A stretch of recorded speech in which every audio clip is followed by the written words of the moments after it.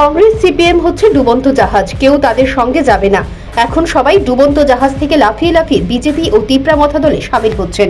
লোকসভা নির্বাচনে পূর্ব এবং পশ্চিম দুই আসনে কংগ্রেস সিপিএম দু দলের জামানত জব্দ হবে। 2028 সালের বিধানসভা নির্বাচনে এই রাজ্যে দু দলের কোনো অস্তিত্বই থাকবে না। বৃহস্পতিবার দুই মোহনপুর বিধানসভা কেন্দ্রের লেফুঙ্গায় বিজেপি, তিপ্রামথা এবং আইপিএফটির 3 দলের যৌথ নির্বাচনী কার্যালয়ের উদ্বোধন করে এভাবেই কংগ্রেস সিপিএমকে কটাক্ষ করলেন কৃষিমন্ত্রী রতনলাল নাথ।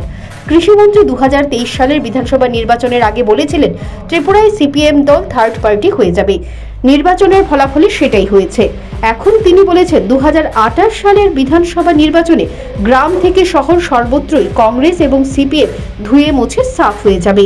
এর পেছনে কারণ হলো দীর্ঘদিন ধরেই দু দলের নেতা নেত্রীরা নিজেদের ব্যক্তিগত স্বার্থকে চরিতার্থ করতে মানুষের সঙ্গে প্রতারণা করেছেন, বেইমানি করেছেন, মানুষকে মিথ্যা প্রতিশ্রুতি দিয়ে যুগ যুগ ধরে দলের পেছনে ঘুরিয়েছেন।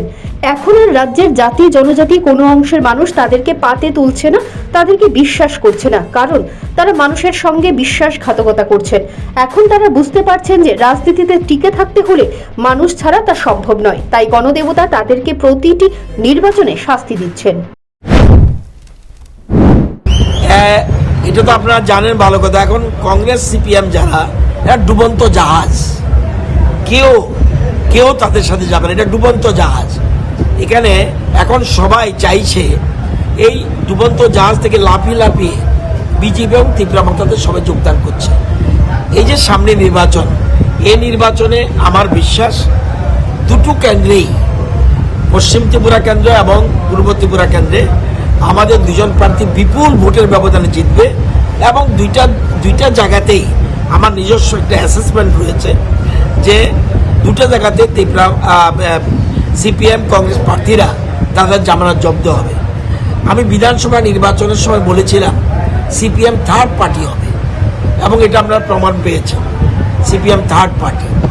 আজকে বলছি এই দুটো নির্বাচনে আপনারা দেখবেন দুইটা দলেরই খুব সম্ভব তাদের জামানত জব্দ হবে বলে আমার বিশ্বাস এবং আগামী বিধানসভা নির্বাচনে তাদের কোনো অস্তিত্ব থাকবে বলে আমার মনে হয় না।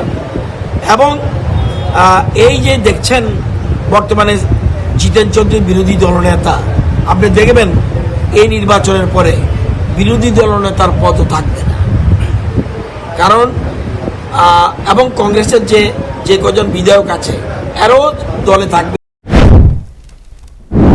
এদিন লেফুঙ্গা বাজার থেকে বিজেপি, তিপ্রামথা এবং আইপিএফটি 3 দলের নেতা কর্মীরা একটি বাইক র্যালি করেছে।